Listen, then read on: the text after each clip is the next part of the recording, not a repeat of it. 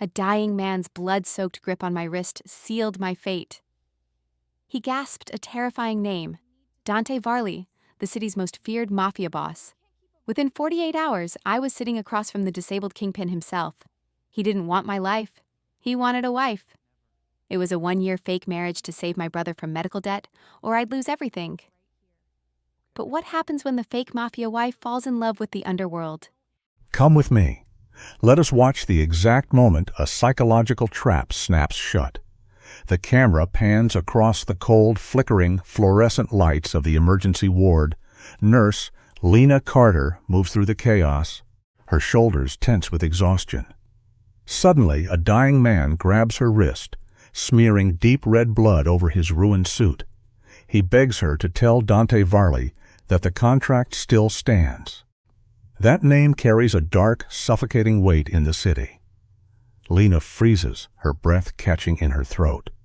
She does not know it yet, but the wheels of an irreversible tragedy have just begun to turn. Sometimes, the darkest chapters of our lives begin with a simple, desperate act of trying to help a stranger. The camera lingers on her worn shoes, a quiet detail screaming of her daily struggle. Lena has been on her feet for 14 hours, drowning in the heavy weight of compassion fatigue. When you care for broken people every single day, it slowly breaks you too. The trauma alarm blares through the hallway, but she does not flinch. It is pure muscle memory. She snaps on fresh gloves just as paramedics burst through the doors, shouting over wailing sirens. On the gurney lies a man in his 40s, pale and slick with sweat from a fatal gunshot wound. Lena moves with mechanical precision, stripping away his heavy coat. There is no wallet, no ID, only his frantic voice demanding the man named Varley. In the heat of the moment, the chilling sound of that name fades into the background noise of rushing footsteps. For 20 agonizing minutes, Lena fights to keep him tethered to this world. "You are going to be fine," she whispers. It is a gentle lie, one we tell to soften the blow of the inevitable. His eyes, wide and completely frantic, lock onto hers.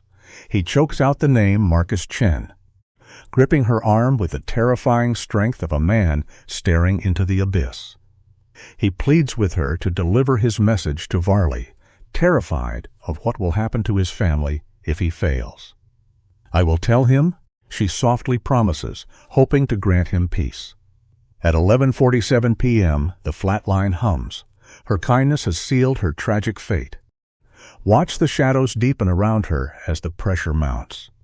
When she tells her boss the name, the blood drains from the older woman's face, leaving only a quiet, urgent warning to stay quiet.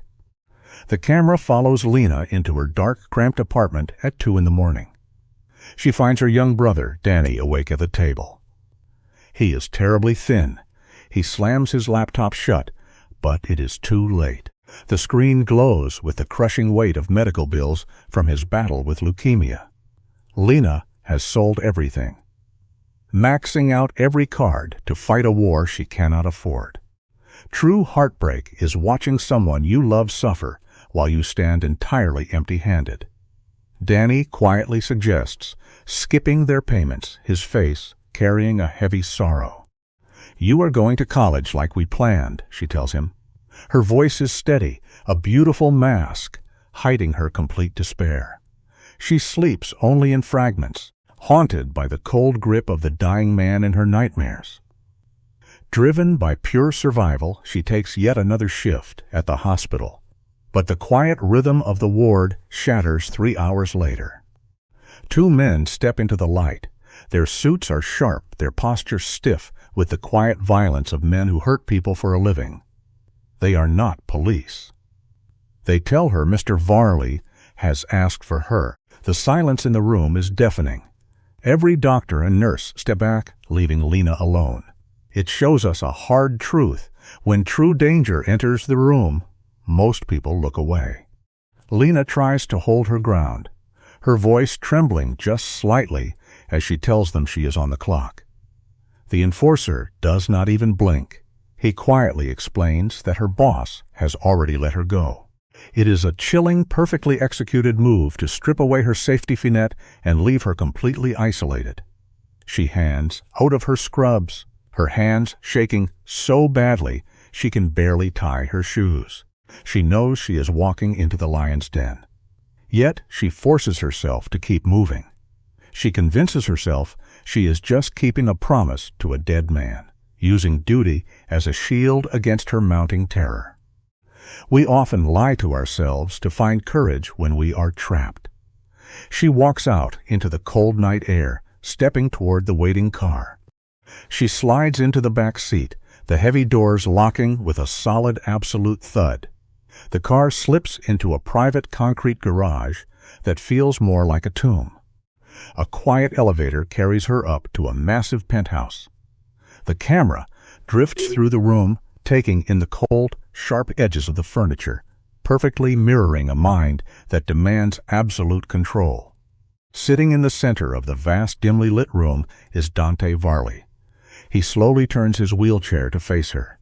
Lena braces herself for a monster, expecting a scarred, brutal thug. Instead, the man before her is sharply dressed, quiet, and refined. His calm presence completely shatters her expectations. It is a harsh reminder that the most dangerous predators rarely look like monsters. He looks to be in his mid-30s, the silver at his temples, telling a story of relentless heavy burdens. His eyes do not hold the wild fire of a killer, but rather the cold, calculating weight of a judge. He speaks softly, dominating the room without ever raising his voice. When Lena points out she was dragged here against her will, he smoothly spins it as her own choice. It is a masterful, twisted illusion of freedom. He gestures for her to sit down, and her exhausted body obeys. He already knows about the man in the hospital, proving his eyes are everywhere. Lena repeats the dying man's message about the contract. For a fraction of a second, the corner of Dante's jaw tightens. A sliver of tension in a statuesque figure. What passes across his face is not sorrow, but the cold calculation of a man losing a valuable piece on a chessboard. He murmurs that Marcus was a rare find. Lena feels a sudden flash of anger, demanding to know who killed him. Dante watches her closely. The camera pushes in on his face as he studies the fire in her eyes, finding her courage unexpectedly useful. She tries to leave, but the trap has already closed. The sound of his wheelchair hums smoothly against the floor as he glides closer, trapping her in his space. He needs a wife for exactly 1 year. In return, he will wipe away every single penny of her debt. Lena calls him insane, her voice cracking. Dante merely smiles, a thin, practical smile. Stick with me here. Let us examine the pieces on this board together. 6 months ago, a brutal crash left Dante confined to that chair. In his dark, violent world, showing a physical weakness is like bleeding in front of sharks. He needs a human shield, a beautiful prop to make him look licked. Lewitt's strong, and he has chosen Lena. Why? Because she stood over a dying man. Yes. But the real reason is much darker. He knows she is drowning in debt, working herself to the bone to save her little brother.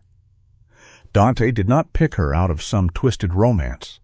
He looked at her and saw a desperate, vulnerable soul. The hardest lesson of the streets is this: predators do not seek out strong opponents. They look for a broken heart they can exploit. The camera holds on Lena's pale face. She is not angry at his terrible offer. Deep down in her exhausted soul, she feels a sudden, terrifying wave of relief. Dante lays out the rules with a cold, surgical precision. 1 year. She lives in his pristine penthouse, and in return, her brother's medical nightmare simply vanishes. At the end of the year, she walks away rich. He makes it clear he is just buying a polished image to keep his bloodthirsty rivals at bay. He demands zero emotion, no love, just business. But as any tragic story will show you, stepping into the dark world of a man like Dante is never just a clean transaction. We fool ourselves when we think we can dance with the devil safely. He gives her 24 hours to make her choice. It is a quiet, devastating kind of pressure. He tells her she is free to walk back out the door, knowing perfectly well that her old life is nothing but a sinking ship. She stumbles back to her tiny apartment, her mind spinning wildly out of control. When she pushes the door open, she sees Danny standing at the stove. He is boiling the cheapest noodles they have, planning out their meager meals for the week.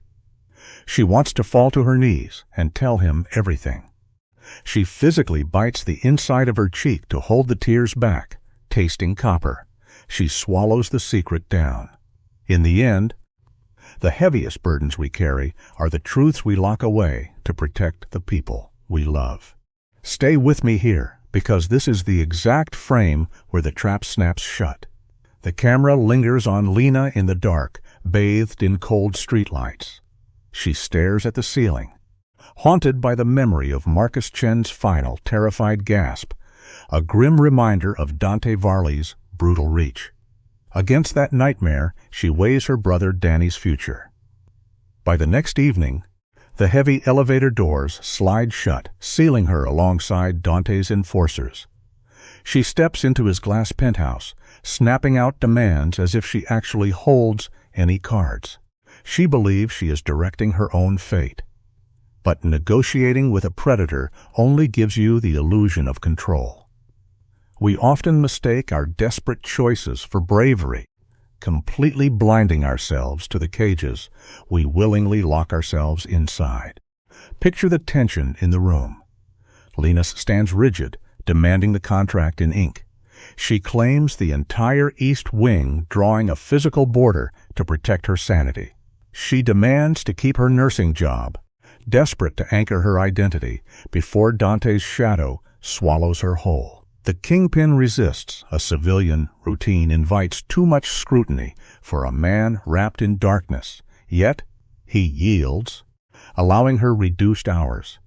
He leans back, his voice smooth, reinforcing the fiction that this is purely transactional, a cold trade of services.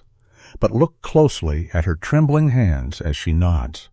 We constantly draw imaginary lines in the sand to protect our fragile minds, completely forgetting that the inevitable tide of our choices will always rush in to wash them away.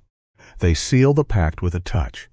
Even confined to his wheelchair, Dante's grip is a vice, calloused, a silent echo of the violence that built his empire.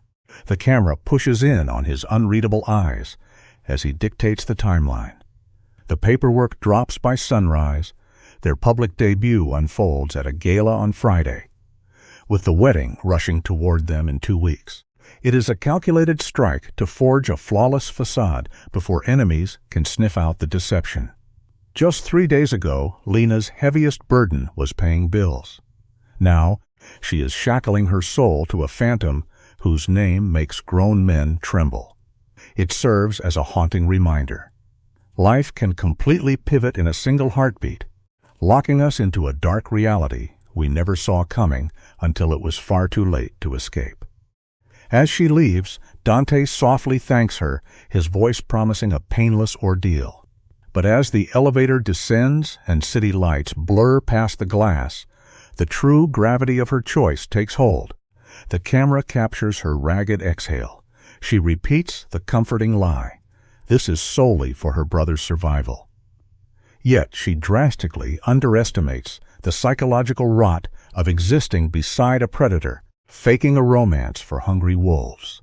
This quiet terror is the fertile soil where captivity bonds blossom, when you slowly begin trusting the monster to save you from the fires he started. By dawn, the harsh morning light spills across the mahogany desk. Her hand barely shakes as she inks her name on the thick legal documents, silently locking the door to her own beautifully constructed cage. Let us look at this piece by piece, shall we? The tragedy opens with a deception. Lena smiles softly, telling her brother Danny about a lucrative new job. She buries the sickening truth that she sold her soul to a man drenched in blood. By Friday, the psychological bricks begins. The camera pans over Dante's stylists as they meticulously erase her past. A midnight blue dress heavy with illicit wealth. They smother her authentic self beneath a glossy, fabricated skin. When Danny beams at her reflection, she swallows her guilt and feeds him another lie. Outside, Dante waits in the shadows of his black sedan, wrapped in the tailored armor of a kingpin. The lesson here is deeply tragic.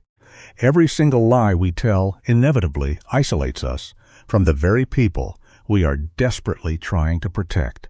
Watch Dante as they reach the Meridian Hotel.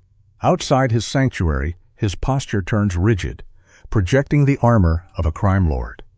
The lobby is a sterile monument to extreme wealth, leaving Lena feeling painfully exposed. The camera follows them inside, where the social hierarchy instantly bends to his will. Notice how his wheelchair never invites pity. Instead, it amplifies his dark, gravitational pull. He leans in, his voice a low command, instructing her to stay close and smile. It is a masterful stroke of coercive control. Exhausted and terrified, she obeys without a whisper of defiance. It reveals a chilling truth. Real power is rarely about raw physical strength. It is almost entirely about the unwavering, absolute belief in your own authority to rule over everyone else. Lena navigates a dazzling labyrinth of crystal and veiled threats. The camera shifts as Victoria glides into frame, a wild boss with eyes like shattered ice. Hearing Lena is simply a nurse, Victoria's lips curl into a condescending smirk to humiliate her. Lena's shoulders tense, her instinct to fight flaring, but Dante instantly intervenes. His large hand Over her arm, not for comfort, but to assert ownership. By defending her honor, he subtly severs her independence, cementing his role as her only shield, victoring the air heavy with the promise of future violence. Lena is left trembling, desperately trying to map out her grim reality. It reminds us to always stay vigilant. A polite, practiced smile from an enemy is far more dangerous than a drawn weapon. You and I are going to unpack this moment together. On the ride back, Dante admits this marriage destroyed an alliance with Victoria. He speaks of lives like pieces on a chessboard. Her purpose is to serve as a living shield against his rivals. As streetlights wash over his face, the camera catches the sheer toll of his performance. Lena watches his jaw clench.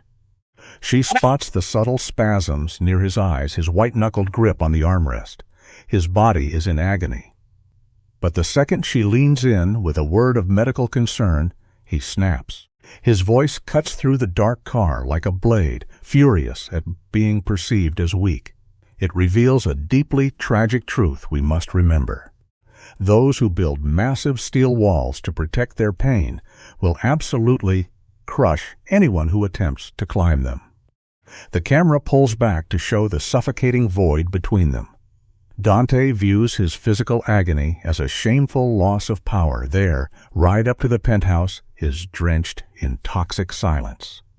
Bone-tired and overwhelmed, Lena initially shrinks away. But as the doors of their gilded cage lock behind them, she refuses to be frozen out. She steps into his path. Voice trembling but firm, asking how they can survive a year of this icy torture. Instantly, Dante's demeanor shifts. The mobster's hardened mask melts into a quiet, almost tender apology. He offers a tiny emotional crumb to keep her securely anchored to him. It is devastating manipulation. We must never forget this stark warning. Sometimes a soft apology contains absolutely no remorse. It is simply a carefully tightened leash. Pushing past the tension, Lena steps directly into his defensive perimeter. She offers help, asking nothing in return. For a boss wired to see every favor as a blood debt, this sets off alarms. Yet, he silently permits her entry into his inner sanctum. A cold bedroom stripped of human warmth. The lighting softens as she slips into her nursing role. She expertly scans his bedside table, noting the heavy relaxants and neural blockers. When Dante murmurs a rough thanks, she deflects, insisting it is just business, just basic maintenance. But the trap has already sprung. By choosing to ease his physical pain, her empathy begins to bleed directly into his darkness. It exposes a tragic, universal flaw. We constantly confuse the noble act of healing someone with the naive hope of changing their fundamental nature. Stick with me. This is where the foundation shifts. Lena settles into the East Wing, a sprawling, opulent prison. Her daily rhythm narrows to studying Dante's ruined body. She learns to read the twitch of his jaw and the heavy drag of his breath. They orbit each other, politely, terrified of a real connection. But shadows breed intimacy. Late one night, the camera finds them bathed in the glow of the city skyline. Dante looks utterly swallowed by isolation. Lena sits across from him, offering quiet solidarity. In that heavy silence, the Kingpin's armor finally cracks. He whispers into the dark that his paralysis wasn't an accident. It was a targeted hit. The realization hangs in the air. True loneliness does not come from sleeping in an empty room. It comes from surviving a world that actively tried to put you in the ground. The camera locks on Dante's face as he recounts his near murder. There is no anger, only the cold acceptance of a man who courts the grave. He takes full blame, twisting trauma into a display of absolute control. When Lena asks if he feels regret, he laughs, a hollow, bitter sound. Regret is useless, he states. We are all just slowly rotting. Then, she crosses a vital line. She demands he use her first name. The lighting shifts as the syllable rolls off his tongue, a tiny leak of warmth breaching his fortress. His dark eyes narrow. He asks why she is truly here, knowing money alone doesn't buy this quiet loyalty. She freezes, caught between truth and survival. It leaves us with a chilling thought. The exact second we drop our defensive masks is the very moment we hand our predators the loaded weapon to finally destroy us. The heavy velvet shadows of the room act as a twisted confessional. Bathed in a sliver of moonlight, Lena finally shatters. Her voice trembles as she whispers the agonizing truth of Danny's leukemia, the crushing medical debt, and the ultimate sacrifice of selling her own life to save his. She expects disgust, but Dante simply watches her, his dark eyes unreadable. Slowly, he validates every ounce of her pain, twisting her perceived moral failure into a masterpiece of evolutionary survival. He whispers that only the weak perish in his world, making her feel utterly, dangerously understood. You and I must recognize the tragedy unfolding here. The life lesson is a chilling one. Shared trauma, when manipulated by a predator, binds a victim far more tightly than any physical chain ever could. To understand this tragedy, we look at the shattered foundation of Lena's past. Stripped of her parents, she abandoned medical school to raise her younger brother, Danny. Dante targets this open wound with surgical precision. They sit together until dawn, the cold room softened by his quiet gratitude as he holds her trembling hand, thanking her for treating him like a human being. It is a brilliant, terrifying illusion of vulnerability. As the arranged wedding looms, Danny senses the shift in her hollow eyes and frantically confronts her. Instead of seeking help, Lena lies to the only person who truly loves her. Here is a stark life lesson. Isolation is always a predator's first demand. The moment you hide your reality from those who care, the psychological cage finally snaps shut. Pushed into a corner, the wounded bird will fiercely defend its cage. When Lena mentions her impending marriage, Danny's face drains of color. His voice cracks as he asks the unbearable question. Did she sell her soul to pay his medical bills? The brutal accuracy of his terror nearly shatters her facade. But Dante's psychological venom is already coursing through her veins. Holding her brother's gaze without blinking, she weaves a desperate fairy tale of sudden romance. When a terrified Danny demands to meet this phantom fiancé, she deflects, stalling for time she does not have. The lesson here is sobering. Severe desperation forces good people to build massive walls of deceit, and inevitably, the architect of those lies becomes the prisoner. The systematic erasure of Lena's soul begins. Elite stylists handle her like a priceless artifact, draping her in silk that functions as a brand. When a towering guard casually calls her the new Mrs. Varley, the compassionate nurse vanishes. She is now property. The wedding is a masterclass in suffocating control, leaving Danny as the sole, bewildered witness. At the altar, Dante sits in his wheelchair, weaponizing his frailty to project a terrifying blend of absolute authority and victimhood. Their spoken vows echo, like a hollow contract, completely devoid of warmth. Remember this crucial life lesson. When any environment actively works to erase your personal history, it is only preparing you to submit to a dangerous new reality. Their public kiss is entirely devoid of passion, the sterile seal on a devil's bargain. With Lana smiling flawlessly for guests who silently calculate her exact purchase price. Back in the cavernous penthouse, the air turns frigid. They stand on opposite sides of the room, separated by an ocean of dark dissonance. Trembling, she clings to the boundary of her confinement, reminding him they only have 1 year. Yet the toxic roots of Stockholm Syndrome are already digging deep. She begins to see a tragic, broken poetry in her captor, romanticizing the monster in the shadows. The life lesson here is absolute. When you negotiate the price of your soul with a sociopathic structure, you never get to control the terms of your own survival. The early days of their dark marriage are defined by a breathless, strategic avoidance. Dante commands the penthouse from his fortified office, weaponizing absolute silence to establish dominance. To escape the suffocating air, Lena uses her exhausting hospital shifts as a desperate sanctuary. She relocates Danny to a safe apartment, washing the blood money through a lie about corporate benefits. The crushing weight of this deception exhausts her to the bone.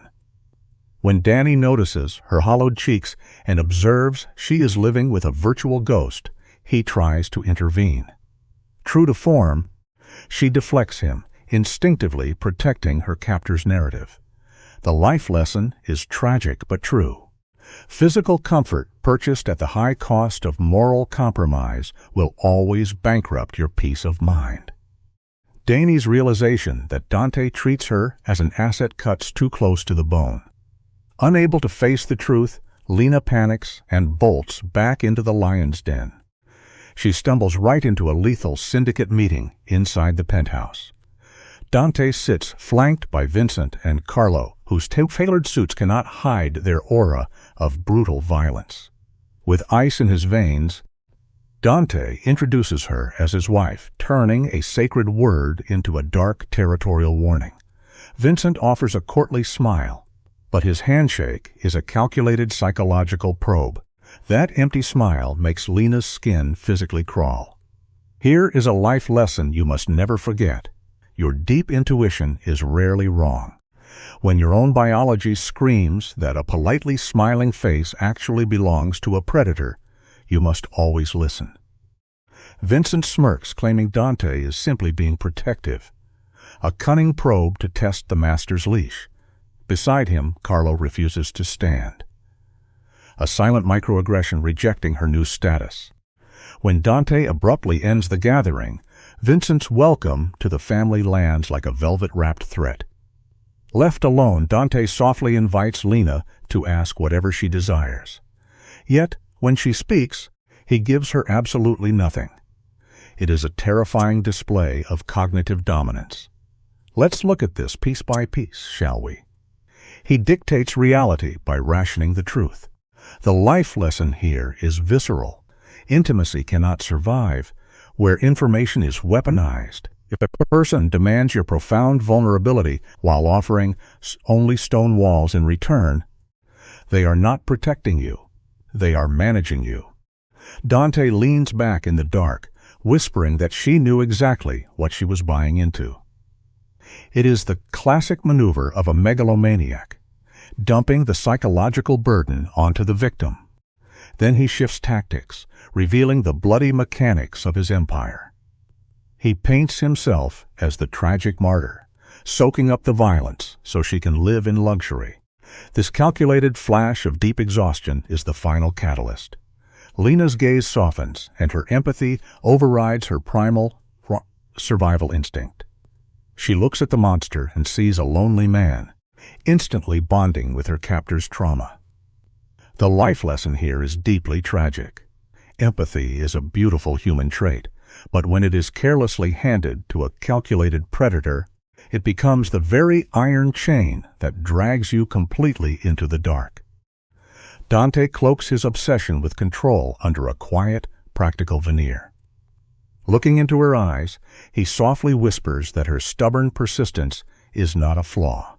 It is a masterful stroke of psychological manipulation, making her feel completely seen in the dark. The air between them grows heavy and fragile. But the spell shatters the second his phone violently rings. Jolted back to reality, Lena bolts. She runs to the sterile lights of the hospital, claiming an early medical shift just to escape the penthouse before he even wakes up.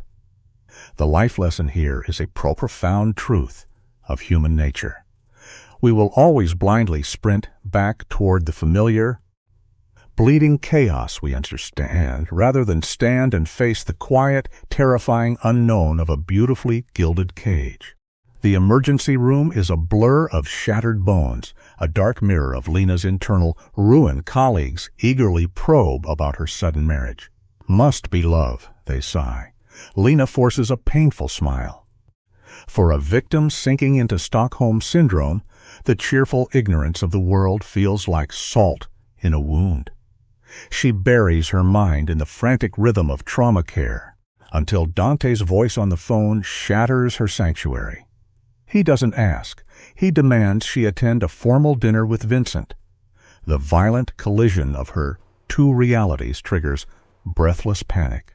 The life lesson here is simple but devastating.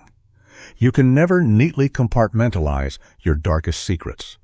Eventually, the fragile walls you build will completely collapse, and the nightmare will walk right through the door. Let's look at this carefully, you and I. The black car pulls up at 8:30. Lena is completely drained. Waiting inside for her is a calculated gift, a breathtaking, deep red dress paired with a handwritten note from Dante. Anyone else would see this for what it is, a pure violation, a man forcing a woman into his costume. But Lena feels a quiet warmth. This is the velvet trap of control, where a captive starts believing the cage is a warm embrace. She slips into the dress, trading her own soul for his perfect fantasy. When they finally lock eyes, he casually points out how tired she looks. Pushing her back down, they ride the elevator down in heavy, suffocating silence. It is a harsh truth we all eventually learn. The absolute strongest cages in this world are never made of cold iron. Tall, they are spun entirely from silk. Notice the quiet tension in the room. Vincent is waiting in the dimmest corner, setting the stage for a brutal interrogation. Dante wheels his chair right to the head of the table, making sure every eye is locked on him. When Vincent starts pushing, hinting that Dante never does anything without a master plan, he is testing the very foundation of this fake marriage. Watch Lena closely here. Instead of pulling away from the danger, she instinctively leans toward her main captor. Her trembling hand reaches out to find Dante. He takes it, his grip perfectly warm and practiced. Life often pushes us into these impossible, suffocating corners. It teaches us a painful lesson. When you are surrounded by wolves in the dark, you will almost always lean against the one wolf you foolishly believe you can tame. Vincent goes straight for her deepest wounds. He brings up the devastating loss of her parents, offering this fake, plastic sympathy just to see if she will break. Notice how he praises her ability to handle chaos. It is not a compliment. It is a warning, a cold reminder of why they keep her around. Through all of this vicious tearing down, Dante just sits there, utterly silent. The predator never interrupts when his prize is being tested. He watches the slight tremble of her jaw, mapping out her defenses, seeing if she can mirror his own chilling calm. It makes you think about how we hide our pain. The tragic reality of surviving in a cruel world is this. The very scars we try so desperately to hide are exactly what the monsters are looking for, just to see how much weight we can actually carry. The steel trap finally closes just as dessert arrives. Vincent drops the polite smile and lays out the cold reality. He tells her this marriage is not about love. It is the only thing keeping Dante's fractured empire from completely collapsing after his accident. The realization hits Lena like a physical blow. She is not a wife. She is a human shield, bought and paid for to hold back the wolves. Suddenly, Dante's voice cuts through the tension. He tells her she knows her place, his tone heavy with absolute ownership. The air in the room goes dead. You have to wonder how many times we do this in our own lives. We give away tiny pieces of our soul just to survive the night, never bothering to read the fine print until the devil is already sitting at our table, demanding his payment in full. Vincent tells her that clarity prevents misunderstandings, which is really just a polite way to threaten her life. Later, when the doors are closed, Lena practically begs Dante for some kind of comfort. She asks if she will be hurt if she fails. His response is a single terrifying word. Don't. It is pure, brutal conditioning. Sitting in the silent car on the way back to their glass tower, Lena is completely hollowed out. She catches her reflection in the window and wishes she could go back to being broke, where her biggest fear was just paying rent, not losing her life. She traded her freedom for a velvet leash. It is the ultimate tragedy of wanting more. We are so desperate to escape our quiet, unremarkable lives, only to realize the golden palace we fought so hard to enter is actually a prison. Stick with me here because this changes everything. In the penthouse, the silence finally breaks Lena. She drops her guard, admitting she feels like a helpless pawn in a brutal game. She searches Dante's cold eyes, begging to know if there is any real humanity left in him. For a second, his armor cracks. His knuckles go white, gripping his chair. He quietly admits how exhausting it is to hold up this terrifying image, confessing he does not know what happens if his mask ever falls. If the tragedy here is painfully human, the tragedy here is painfully human? Really? The heavy iron walls we build to protect ourselves from the pain of the outside world almost always become the exact same walls that end up crushing us from the inside. This is exactly where her mind fully surrenders. Seeing the broken man beneath the monster, Lena steps closer. She wants to be his safe harbor. But Dante knows exactly what he is doing. He is terrified that if he drops his guard, there will be nothing left but empty space. They are just two broken people, completely trapped in the lies they have told the world. He reaches out and takes her hand. There is no audience this time. It is terrifyingly real. But he ruins it. He praises her not for her heart, but for how perfectly she lies to everyone else. She yanks her hand back, suddenly sick to her stomach for caring about a killer. It is a chilling reminder of how fragile trust really is. The absolute most dangerous moment in any tragic story is the exact second. The monster finally shows you his heart. Lena practically runs to her room, trying to build a wall between them again. She leaves him alone by the dark window, but the damage is done. She spends the night tossing and turning, haunted by Vincent's threats and Dante's chilling honesty. Eventually, the poison settles. She learns to play the part perfectly. She smiles at charity dinners, shaking hands with corrupt men. She clings to her hospital job just to feel normal, even as her brother pulls further away. The trap is working exactly as planned. You and I need to recognize the true horror here. Normalizing the dark is a very slow, quiet poison. If you spend enough time pretending that you belong in the shadows, your eyes will eventually adjust, and you will completely forget what the sun ever looked like. The true heartbreak is how fast the isolation sets in. Her brother Danny feels the shift almost instantly. The phone calls, the messages drop to single, cold words. When Lena finally tracks him down, his anger completely breaks her. He accuses her of wearing a mask, of hiding some dark secret he cannot reach. She stands there, desperate to scream the truth. She wants to tell him that every single thing in his beautiful apartment was paid for with her blood. But her throat stays completely closed. Danny walks away, leaving behind the only person who gave up her soul to save him. It shows us what true loneliness really looks like. It is not about sitting in an empty room. True isolation is standing right next to the people you love, holding a heavy, bleeding secret that you can never share. Lena finds him in the dim light, nursing a glass of whiskey after a brutal shootout. Dante looks at her and spins a beautiful lie. He claims his iron grip on the underworld is a heavy burden, warning that if he steps down, the streets will flood with blood. It is pure delusion, but Lena does not run. She stands there, letting the poison sink deeper into her heart. She starts seeing a twisted kind of honor in his violence. She looks into his tired eyes and projects her own desperate need for him to be a good man.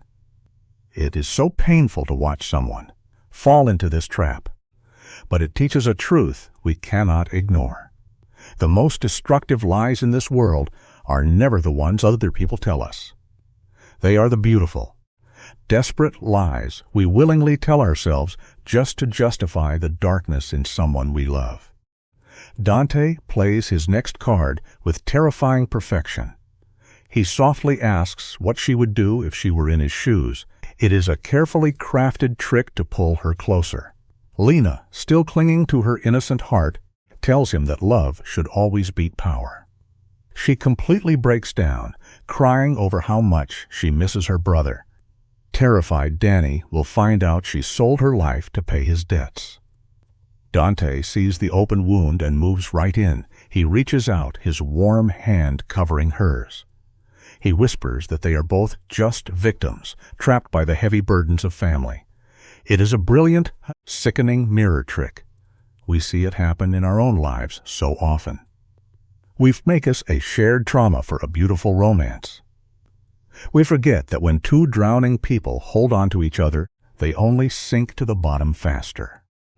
This is the moment her reality completely shatters.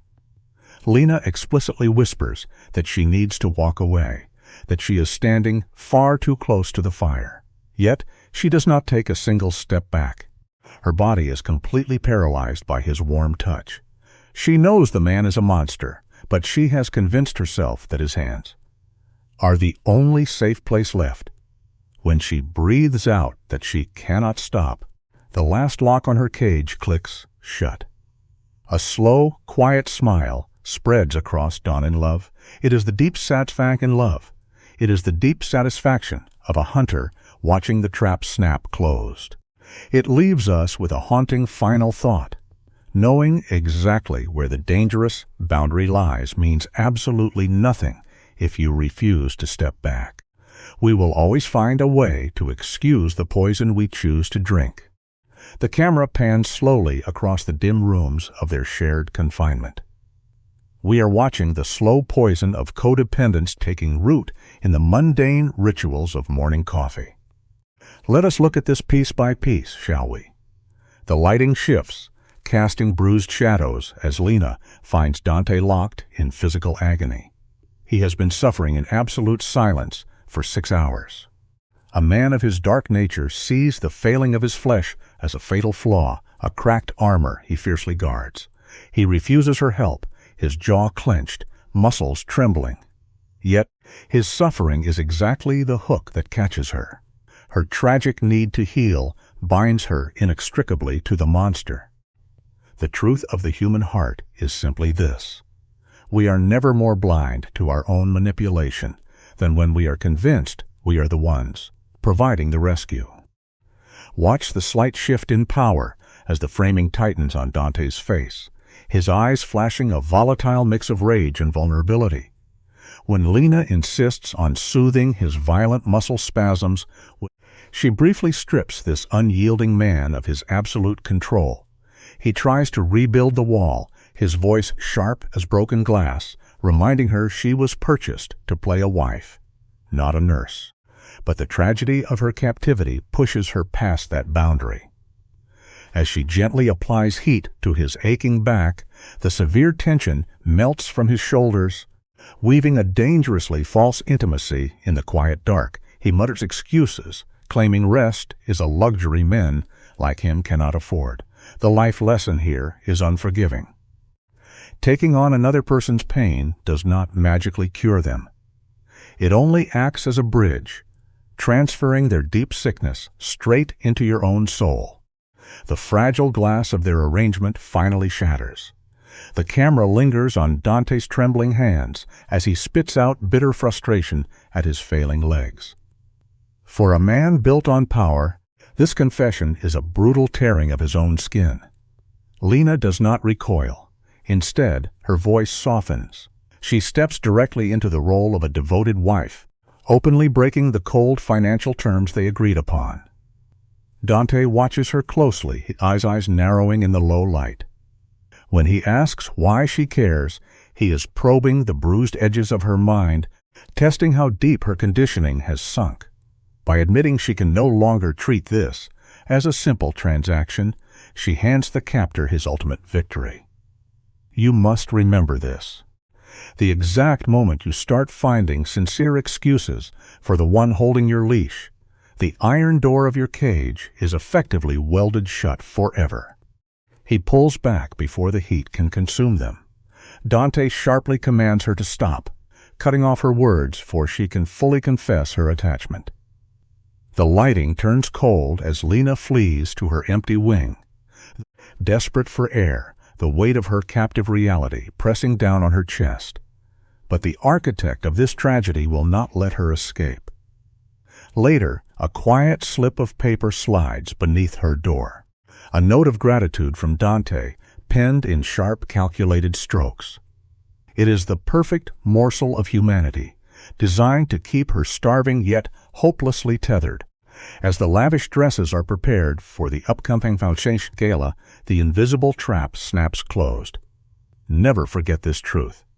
A sudden, unexpected drop of warmth in an ocean of freezing control is the most powerfully addictive drug the human mind will ever encounter. Come walk with me into the lion's den.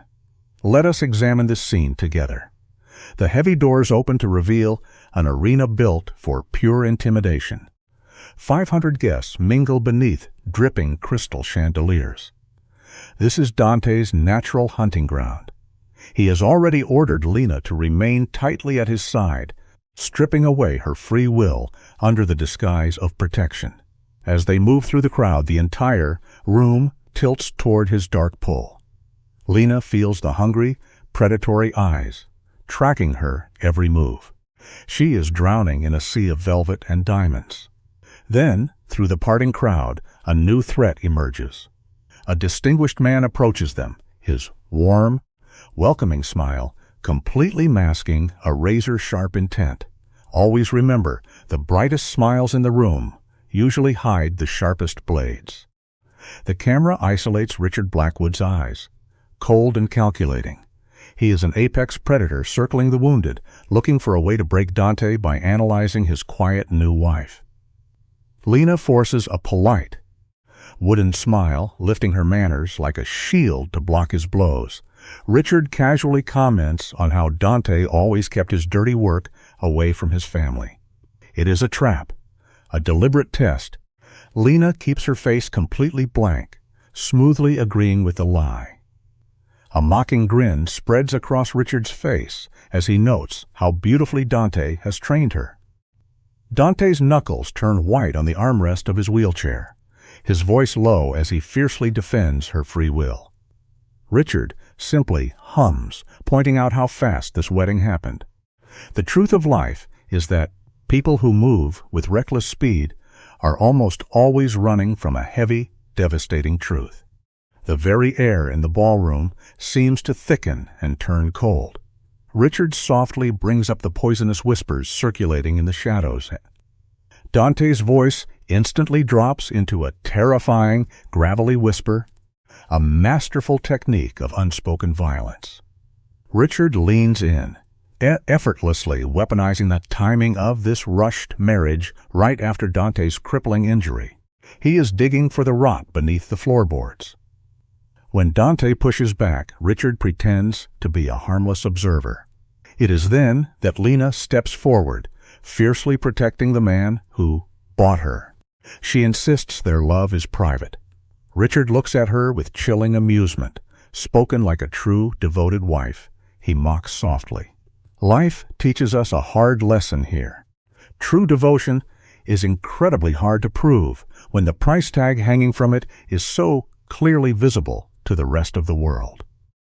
The heavy silence shatters as Lena finally snaps. The camera tracks her erratic breathing as she demands Richard speak his insults plainly. Sensing the fragile thread snapping, Dante wraps his large hand around hers, a silent, crushing command to stand down. But Richard is utterly thrilled by her cracked composure. He leans closer, spelling out the room's darkest theory, that she is nothing but a paid actress hired to make a crippled king look strong. When Lena wildly denies it, Richard remains perfectly still.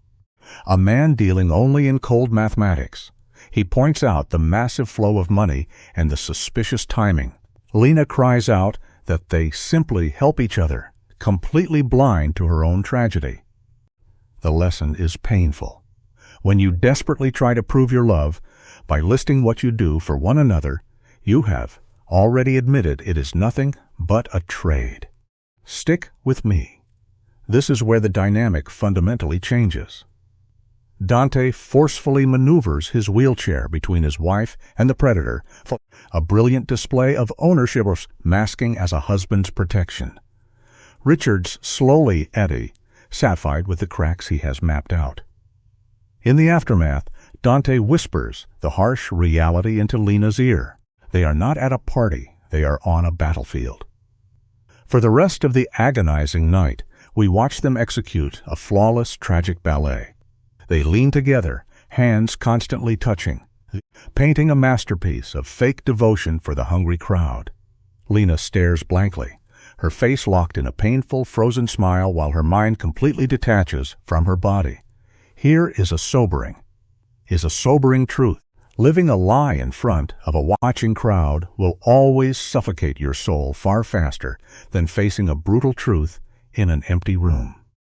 Let us shift our focus to the shadowed corners of the room. Margaret Chen steps into the frame, her eyes carrying the hollow weight of a newly made widow. She speaks of her violently murdered husband with chilling calm, spinning a delicate web of denial to protect her own sanity.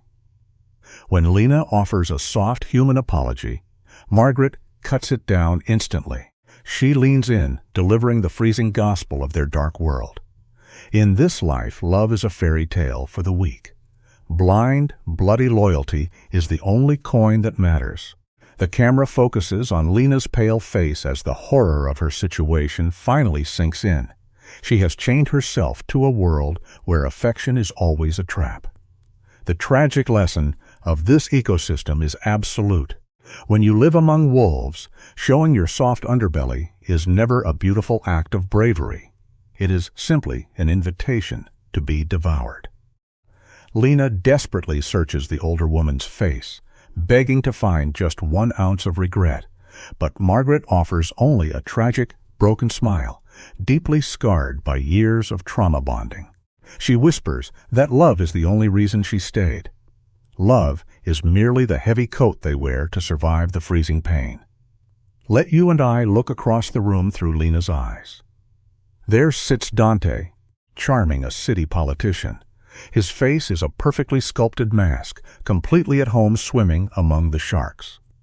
In that fleeting second, Lena realizes her signed papers are not a contract but a steel trap. Later, the music softens. Dante watches the swaying couples, the armor slipping just enough to reveal a devastated longing. When he admits he misses the dance floor, the raw grief in his voice is shattering. The lesson is clear.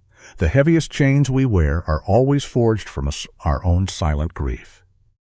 The cinematography of this final moment is breathtaking. Lena steps into the center of the floor, standing directly in front of his wheelchair. She takes his calloused hands in hers and begins to sway. It is a dance unlike any other in the room. The metal chair stands between them like a wall, yet it acts as the anchor holding them together against the storm. The elite crowd watches this beautiful, defiant anomaly in absolute silence. Lena lets her eyes drift closed, letting the warm swell of the music wash away the cruel edges. When the song ends, Dante looks up at her from the dark. He softly thanks her for not looking at him as if he were a broken, defective thing. It is a moment of pure, blinding humanity. But the final lesson is a terrifying one. Sometimes, the most dangerous thing you can do in a war zone is allow yourself to feel the genuine warmth of another human soul. Let us look through the lens together at the black sedan gliding through empty streets. The transit away from Richard Blackwood is submerged in heavy silence. The camera focuses on Lena, her posture holding the physical toll of her fabricated persona. Yet a dark satisfaction flickers in her eyes. They survived his psychological warfare together. In the harsh glow of the elevator, Dante quietly praises her adaptation to his brutal world. When she whispers that only 9 months remain, the words bring zero relief. Instead, they strike like a blow. The hardest lesson we ever learn is that true captivity begins when the cage door opens and you refuse to leave. Dante turns his back, retreating down the shadowed hallway without a word, leaving Lena to process the terrifying weight of her own heart. The camera catches Lena stepping forward, breaking the frame as her hand catches Dante's sleeve to halt his retreat. She forces him to look at the tension vibrating between them, dissecting Blackwood's attempts to breach his armor. Dante tries to hide behind his usual denial, but his shoulders drop. We see the exact moment his stoic mask fractures. He admits their bond is a fragile thread. If his men scent the blood of a fake union, his empire burns. He demands thicker lies, but the lighting softens his sharp jawline as he confesses the unthinkable. Her leaving would destroy the final piece of his soul.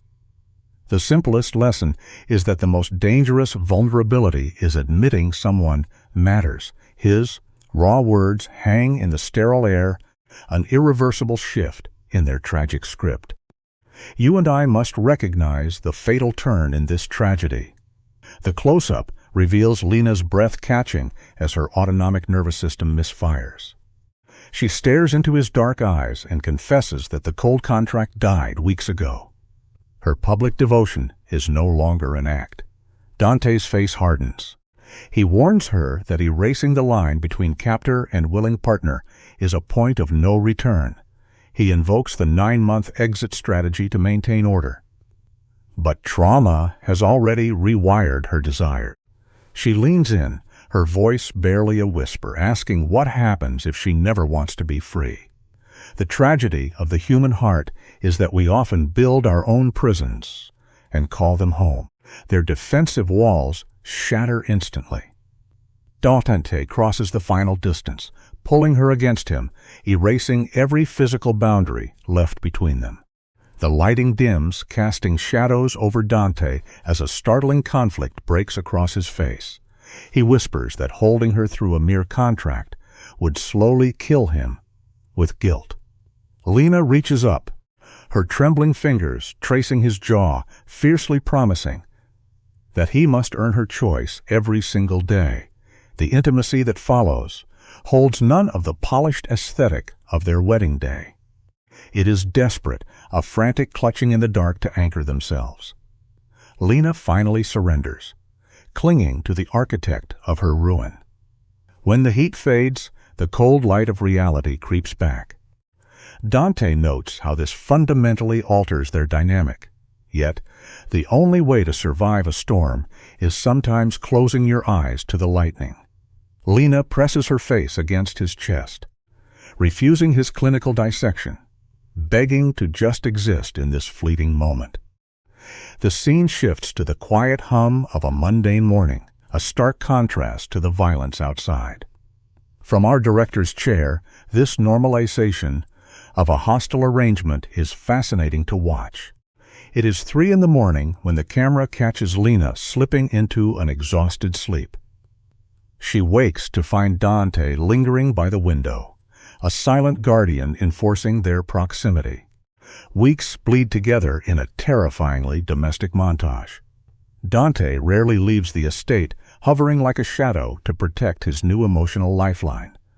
Lena plays along, pretending to work just to breathe his air.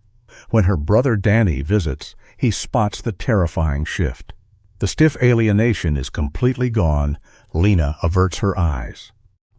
It is impossible to explain to the world how the monster under your bed slowly becomes the only thing keeping you safe at night. Stick with me here, because this is where the web pulls tightest. The camera captures Danny stepping into Lena's space, calling out her nervous evasions. She is burying the transactional roots of her marriage, terrified that the truth will burn their fragile illusion to ash. When Dante strides into the room, Danny tracks the almost sickeningly natural way Lena's body leans toward her captor. Later, framed by the dying light of dusk, Dante tests her obedience. He casually suggests telling Danny the brutal truth that she sold her life to save his. Lena snaps back, her posture rigid with panic.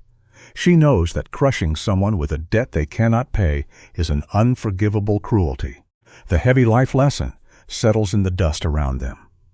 A beautiful illusion built on a foundation of sacrifice will always demand a lifetime of exhausting lies.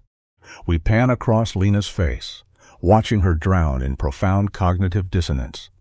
Dante paces behind her, his voice some smooth instrument, pointing out that secrets are simply lies wearing a prettier dress. The agonizing shame of exposing her reality leaves her paralyzed. The scene cuts to the stark isolation of her bedroom. The only sound is the rustle of heavy paper as her trembling hands hold the marriage contract. She traces the exit clauses, the promise of total freedom after 12 months. With exactly 6 months left, a healthy mind would weep with relief. Instead, the camera pushes in close on her dilated pupils. Pure, suffocating panic sets in. The sickness has fully metastasized. True tragedy strikes when the victim realizes the villain holding the keys is the very person they desperately want to stay locked in the dark with. The soundtrack fades to a tragic, sorrowful cello. Lena has fully embraced the delusion of the captive, believing the architect of her pain is the only one who understands her. The legal contract now looks like a loaded weapon aimed at her heart. She reads the exit clauses until her vision blurs into gray exhaustion. A sudden knock at the door triggers a violent flinch. She shoves the crumpled paper beneath her pillow just as Dante glides into the room.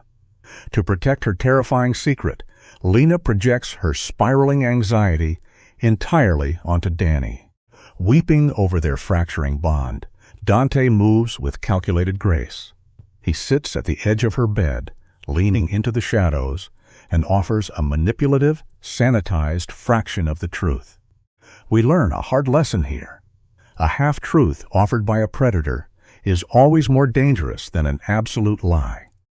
Let us step back from the romanticized lighting for a second, you and I, and look at the brutal anatomy of this scene. The idea that their forced arrangement is blooming into true affection is a textbook symptom of severe trauma bonding. Dante is playing a masterstroke of manipulation. When he confessed his dread over losing her, he was not surrendering to love. He was deploying vulnerability like a tactical strike. By painting himself as a wounded protector chained by dark secrets, he perfectly weaponized Lena's greatest weakness, her own empathy. Do you see the way her throat tightens on screen? That reaction is the definitive sound of the steel trap snapping shut. The darkest chapters of our lives often begin the exact moment we decide we are strong enough to save the very people who are quietly destroying us. The camera remains mercilessly steady as Lena finally utters the words of love. We are witnessing the absolute freezing grip of Stockholm Syndrome taking hold. Note her tone. There is no joyful relief, only the flat, hollow resignation of a patient accepting a terminal fate. Dante's reaction is a terrifying display of control. He immediately reminds her of the violence outside and the expiration date, carefully crafting the grand illusion of free will. A true monster never drags his victim back into the cell by force. Instead, he meticulously arranges the world so she begs for the privilege of turning the key herself. He whispers that she is too soft for his brutal empire, knowing her innate stubbornness will drive her to prove him wrong. The saddest truth is that perfect manipulation makes the victim believe the chains were their own idea. The lighting shifts to deep, bruised purples and blacks as Dante finally admits his own towering selfishness. He confesses he will let her stay, fully aware of the blood it will cost. This is the tragic apex of their enmeshment. They have completely abandoned the rigid safety of their initial contract, to drown in a shared delusion of defiance. When Lena grips his shirt and pulls him closer, it is a heartbreaking defense mechanism. She aligns with the aggressor to carve out a false sense of power. The physical intimacy that erupts is far from a romantic climax. It is the raw biological cementing of a deeply pathological bond. The air between them crackles with absolute terror and wild possibility. It is a harsh reminder that an addictive cocktail of adrenaline and attachment can make walking away the most impossible task in the world. Now, let us look closely at the morning after, shall we? The pale dawn light reveals them tangled in the sheets, the contract shoved under a pillow like a shameful, repressed memory. Dante whispers that waking up beside her feels both terrifying and right. It is a rare, genuine crack in his armor. But the heavy fog of cognitive dissonance instantly rolls in. Over the following weeks, the crushing psychological weight of their reality sets the tone. Every boundary between survival and romance has collapsed. When Vincent watches their seamless rhythm during dinner, he is not smiling at young lovers. He is a secondary predator in the tall grass, recognizing that the alpha has successfully integrated a new hostage into the syndicate's machinery. It is a dark reminder that the deepest, most permanent scars often leave absolutely no physical marks. Picture the scene with me, if you will. The lighting over the dinner table is dim, casting long shadows across Vincent's face as he methodically probes the fragile architecture of their lie. Targeting Lena's hospital job, watch Dante's subtle reaction. He steps in, fiercely defending her independence. It is a masterful paradox. By publicly playing the enlightened protector, Dante binds Lena's heart to him even tighter. But then comes the name Richard Blackwood, a sudden, freezing draft in the room. Blackwood is holding a match to the foundational lie of their bond. You can practically see the raw, breathless survival instinct hijacking their lungs. The hardest truth we ever learn is that the very people we look to for shelter are often the ones building our cages. The camera pushes in on Lena's face, capturing a terrifying shift. External threats always pour gasoline on a trauma bond. Blackwood has dug up the buried skeletons, the ledgers, the medical bills, the exact trail of blood money that purchased her. Vincent lays out the stakes with a voice as cold as dirt. Blackwood wants territory, and this fake marriage is the artery he plans to cut. Look closely at Lena's eyes. Her stomach twists violently, not out of fear for her own life, but out of sheer terror for Dante's empire. She is no longer looking for the exit door. She is desperately searching for a lock to keep his enemies out. We often learn too late that when you spend enough time trying to survive a monster, you eventually drone a monster. You eventually start helping them sharpen their teeth. The tragedy deepens, settling like ash. Lena herself offers the sacrifice, suggesting they force the underworld to believe the absolute authenticity of their romance. She willingly steps onto a public stage to orchestrate her own subjugation. Vincent, calculating the brutal poetry of her surrender, offers the charity ball as their theater. When Dante softly apologizes for pulling her into his dark orbit, do not be fooled. It is a measured drop of guilt, engineered to keep her chained. Lena whispers back that she chose him, brushing away the violence as mere details. She truly believes her cage was a conscious choice. The saddest delusion a human heart can carry is convincing itself that the heavy iron bars keeping it trapped are actually protective walls built out of love. Let us look at this piece by piece. The charity ball hangs over them like a ticking bomb. The crisis hits 2 weeks early. Blackwood weaponizes the truth, threatening to leak the financial records unless Dante surrenders his territory. Watch the blocking of the scene. Dante turns his screen to Lena, showing her the blackmail. It is a ruthless psychological test. He quietly offers to surrender his empire, pretending to sacrifice his life's work to keep her safe. By offering to lose everything, he forces her to demand a counterattack. His clenched fists are pure theater, designed to activate her desperate urge to protect him. We must always beware of those who eagerly play the martyr. They are usually just secretly handing us the heavy sword so we can fight their battles for them. We witness a terrifying climax. Lena creates a third option, deciding to control the narrative by weaponizing the truth itself. Her tragic idea is to publicly admit the marriage began as a cold transaction, but swear it grew into undeniable love. The captive is now writing the script for her own imprisonment. Dante simulates shock at her bravery, a masterful stroke, making her feel like a genius. She believes that by confessing the dark origins of their bond, she removes its dangerous power. Look at the reality. She is forging her own chains, pulling them so tight around her throat that Dante never has to lift a finger again. True freedom is never found by beautifully decorating the walls of your prison. It is only ever found by breaking down the door and walking away. Stick with me. This is where their entanglement hits its devastating peak. Dante holds a calculated silence, pretending to worry about the public judgment she will endure. Lena eagerly strips away her own victimhood, declaring herself a willing sacrifice.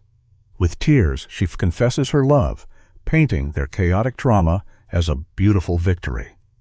Dante closes the distance, holding her tightly to anchor his captive.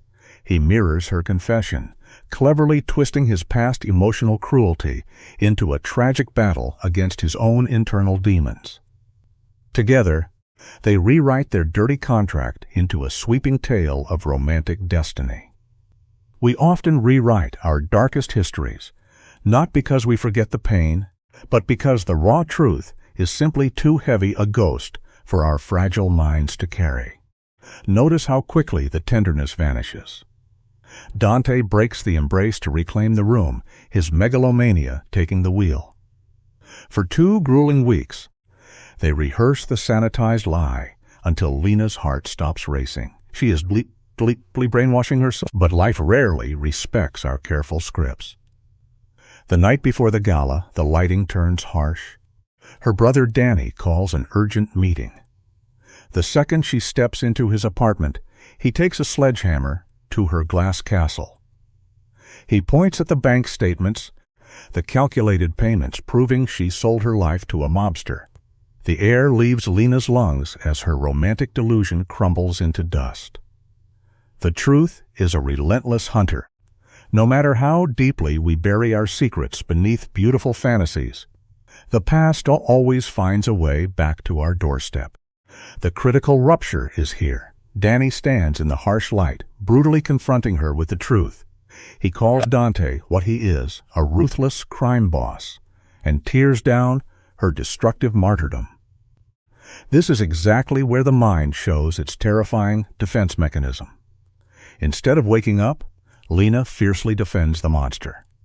She weaponizes her pain, spinning her enslavement into a glorious triumph of saving her brother.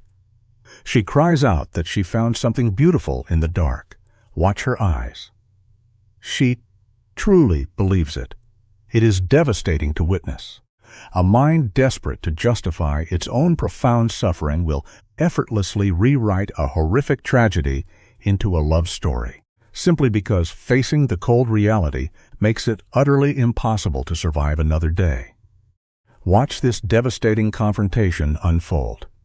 Danny, staring at the dirty money that funded his survival, lashes out. He wields his words like heavy stones, accusing his sister of falling for the man who bought her soul. Watch Lena's posture. She folds inward, fiercely defending her captor and claiming deep love for a monster. Danny screams that he would have preferred a quiet grave over her sacrifice.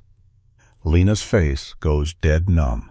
She delivers a chillingly pragmatic blow, whispering that she prefers him breathing and hateful rather than buried in the dirt. She backs out of the room to save her own fragile sanity. The lesson here is fundamental. Human pride is a blinding condition. It rarely lets us appreciate the agonizing sacrifices others endure just to keep our hearts beating. The camera follows Lena into the cold isolation of her car. The moment the door slams shut, her collapse is absolute. Tears overtake her trembling frame. Her dependency activates instantly. Her hand shakes as she dials Dante, her voice fracturing. Dante seizes control under the guise of protection, sending his men to bring her back. Arriving, she collapses against his chest. It is a chilling portrait of a bird seeking sanctuary in the arms of the man who shot it down. She sobs through her brother's harsh accusations. Dante smooths her hair, softly dismissing Danny's pain as mere pride. He validates her delusion, cementing her reliance on his reality. The most dangerous manipulators never use heavy iron chains. They simply offer a comforting embrace exactly when you are falling. Let us open this case file together, you and I, and examine the dark pathology survival. Notice how Lena rationalizes her deception. She does not see it as a moral failing, but as a fierce sacrifice to protect her brother. Look at the fragile emotional scaffolding holding her up. It relies entirely on Dante, the architect of her nightmare. The camera lingers as she curls tightly against his side, desperately seeking his touch just to slow her racing heartbeat. It is a heartbreaking trauma response, seeking shelter in the eye of the hurricane that destroyed her home.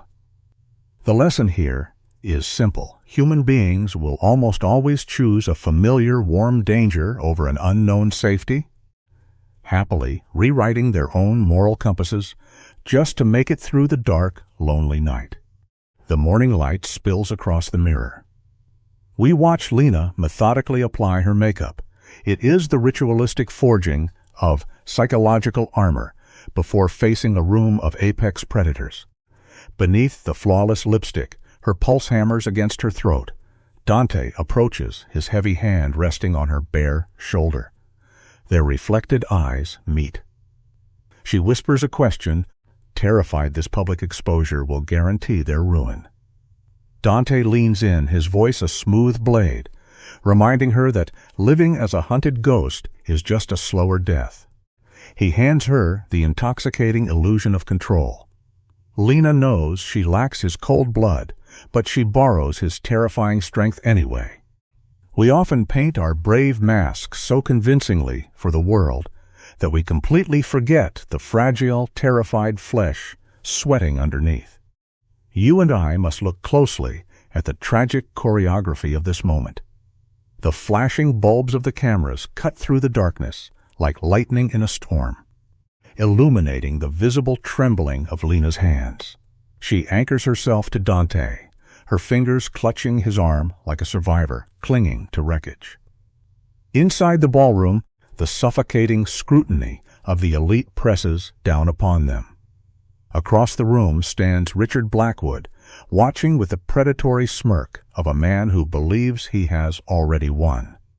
He raises a glass in a mocking toast, yet Dante's face remains cast in shadow, cold and utterly unbothered. He notes with quiet detachment that the arrogant fool has already lost. True power never needs to shout. It simply waits for arrogance to bleed itself dry. The heavy silence of the ballroom shatters the moment Dante commands the microphone. He dominates the space, his tone smooth, offering pleasantries that serve only to disarm the wolves in the room. Then, the atmosphere shifts as he executes a brutal pivot, tearing into the speculation surrounding their 7-month marriage. He lays bare the cold, the transactional reality of their union, his need for an unimpeachable image, her desperate need for survival. The audience exhales a collective, scandalous gasp. But then, Dante's voice softens, revealing the fatal flaw in his perfect design. He confesses that the cold contract bled into something fiercely real. Even the most ironclad walls we build around our hearts can be breached by the quiet, unpredictable force of human love. Dante metaphorically burns their initial contract before the eyes of the elite, his hand closing around Lena's to form an unbreakable front. When Lena steps into the harsh glare of the spotlight, we witness a beautifully tragic unraveling. Her voice trembles but holds firm as she speaks of her brother Danny, of the crushing medical debts that forced her into a corner of pure survival. Yet, as she looks at Dante, her eyes shine with a terrifying devotion, declaring she can no longer imagine breathing without him. It is a staggering emotional surrender, a fierce loyalty born from the ashes of her own exploitation. We often find that in our darkest hours, desperation forces the fragile human heart to build its warmest homes within the very cages designed to keep us trapped. Let us observe the sheer weight of the silence that follows, pressing down like physical gravity. It hangs there until Margaret Chen strikes her palms together, initiating a wave of applause that washes away the threat. You and I can see Richard Blackwood standing perfectly paralyzed, his leverage draining away as his weapon is rendered entirely useless. Dante leans in, whispering a dark victory into Lena's ear, knowing they have starved the secret of its oxygen. But beneath the flashing lights, Lena is spiraling. The terror of crossing this irreversible threshold grips her chest. Knowing the unregulated wilderness of truth is far more dangerous than any script. The most dangerous lies we tell are the truths we finally drag into the light, because they can never return to the dark. As they move through the parted crowd, Lena anchors herself to a new reality, deciding that the messy truth of her beating heart matters more than the sneers of high society. The psychological toll of their confession hangs heavy as they navigate a sea of faces, some filled with quiet awe, others dripping with contempt. Suddenly, Blackwood blocks their path. His posture is rigid, his ego shattered like brittle glass, masking a bleeding narcissistic wound. With venom in his voice, he mocks their grand performance, accusing Dante of bleeding pure desperation rather than noble honesty. It is a pathetic, flailing attempt to draw blood. A wounded predator will always try to convince you that your strongest armor is actually a fatal flaw, hoping you will strip it away yourself.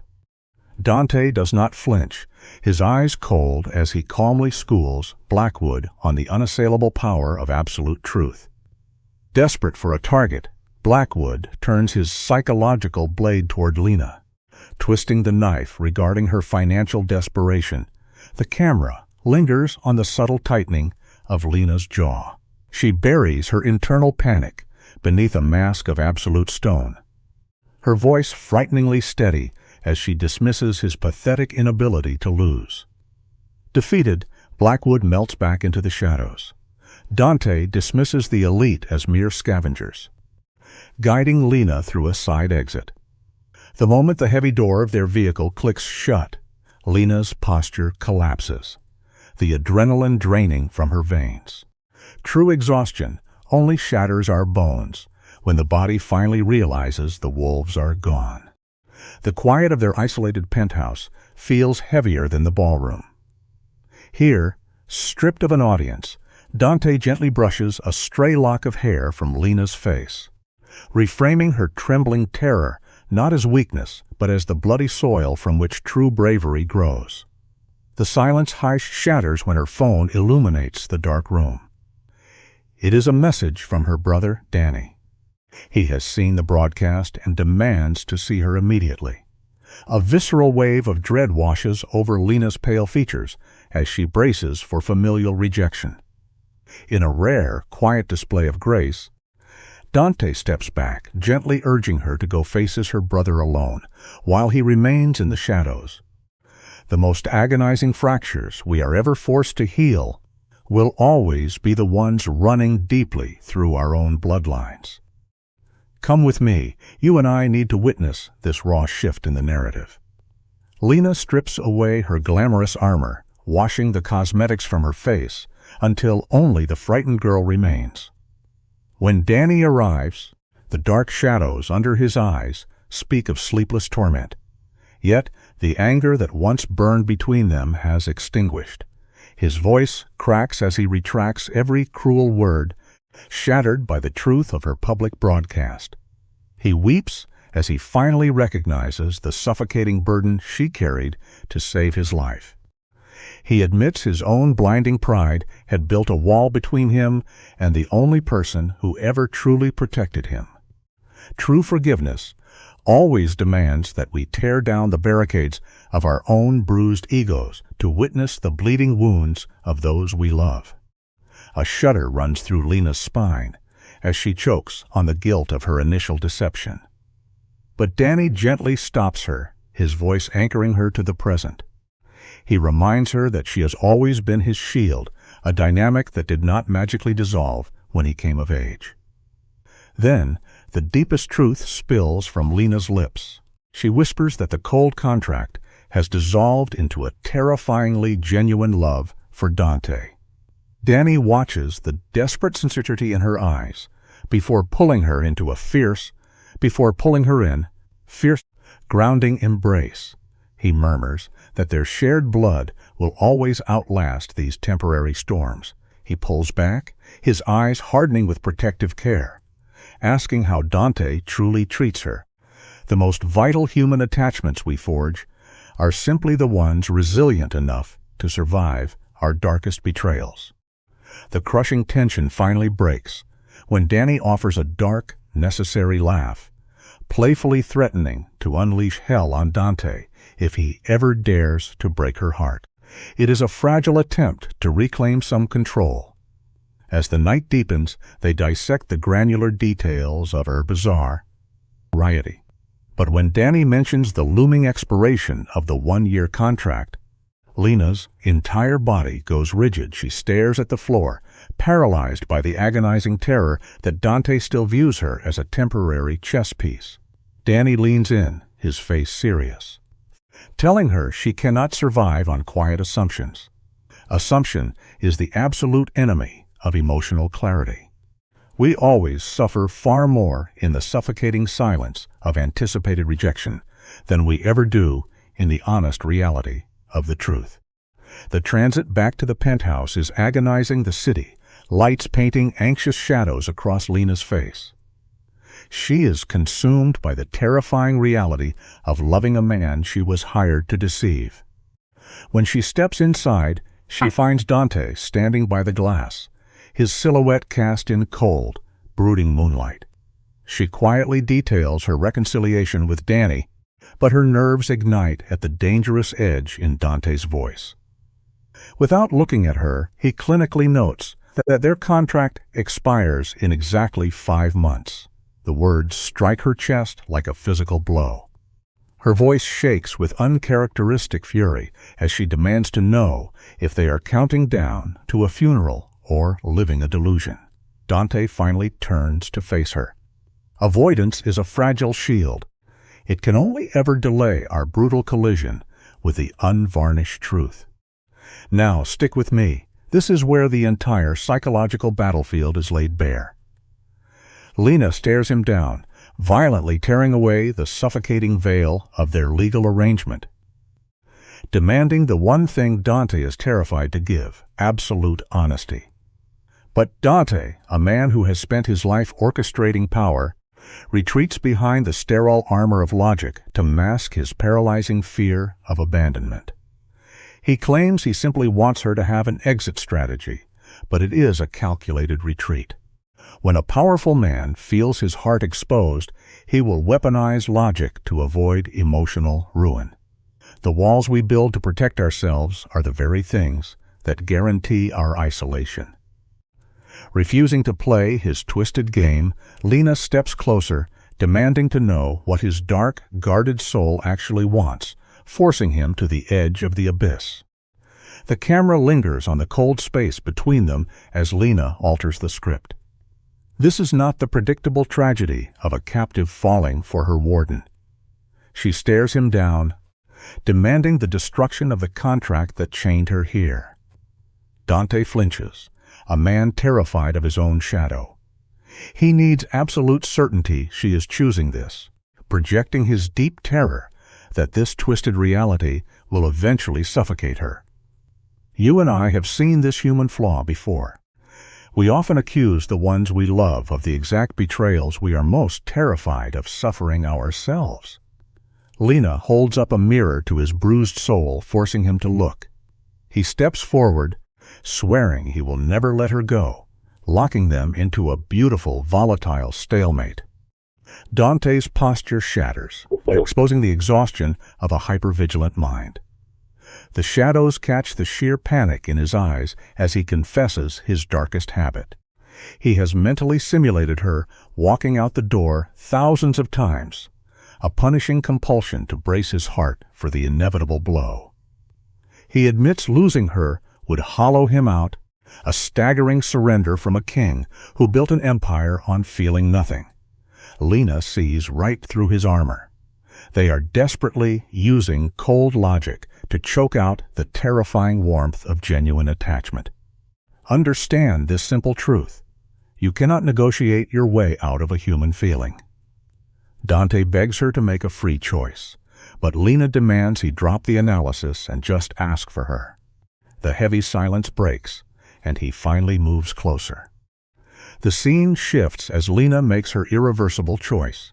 She looks at the violence and the bleeding edges of his dark world, and stripping away any fantasy of a quiet life. Stripping away any fantasy of a quiet life.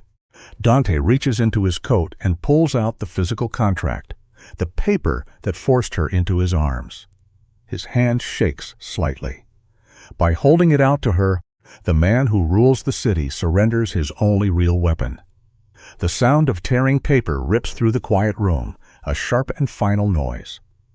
Sometimes, the most meaningful step forward requires destroying the exact safety nets we work so hard to build. The white pieces flutter to the hardwood floor like snow. The transaction is dead. They stand in the wreckage, two willing prisoners of a shared, dangerous devotion. They collide in the room, Dante gripping her with a desperation that screams of his terror of being alone. In the dim light, he finally voices his unspoken hunger. He just wants to be looked at as a man, not a monster or a kingpin.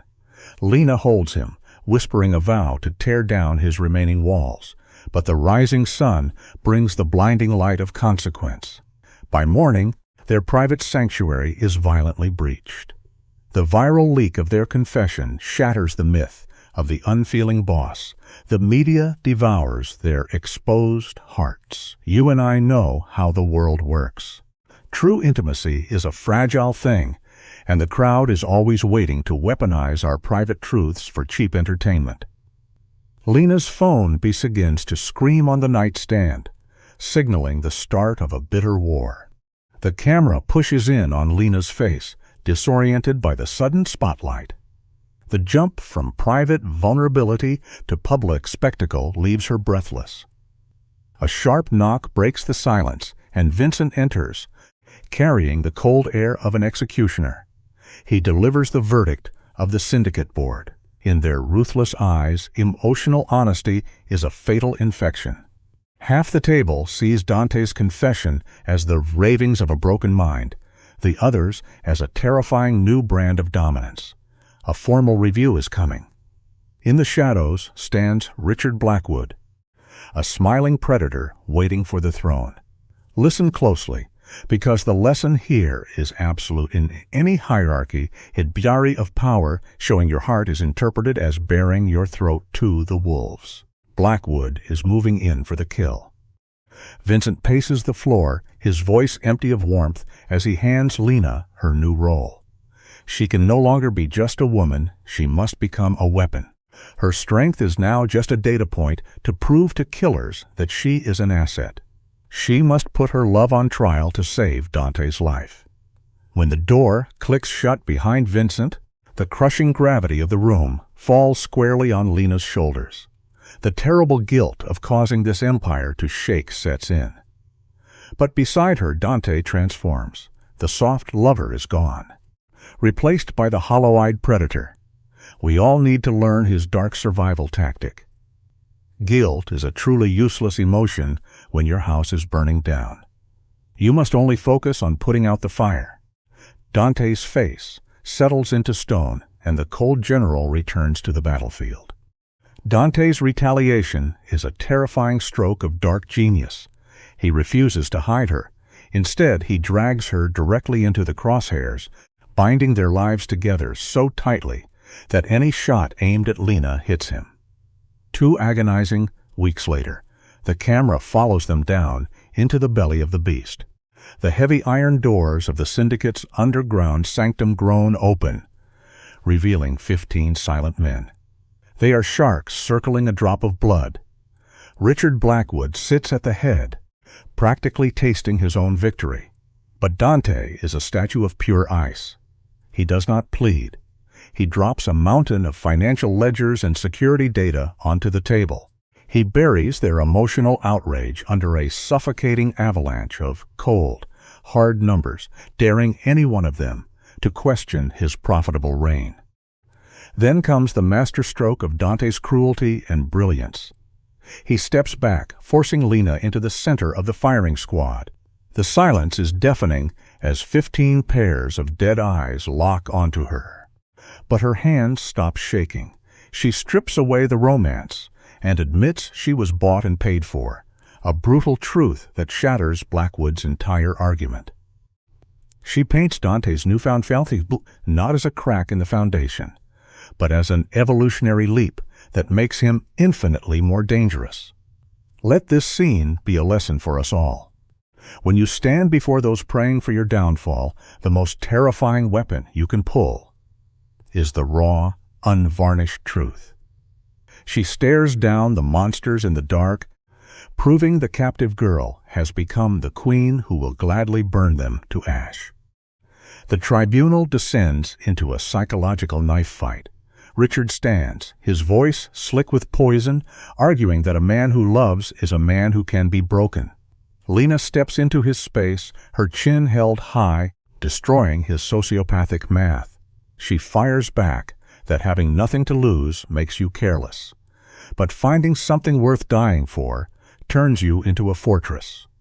She warns them that a predator will always hesitate when the prey is willing to drag them to hell. In the corner, Vincent watches her with the dark, silent approval of a proud father. Later that night, in the quiet of their bedroom, Dante watches her undress with absolute awe.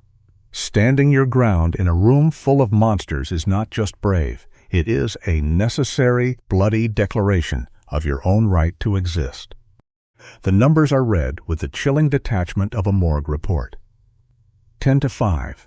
Dante survives heavily chained to quarterly reviews, while Richard is stripped of his rank and dragged into the shadows. The second the heavy penthouse doors close behind them, Dante's spine snaps.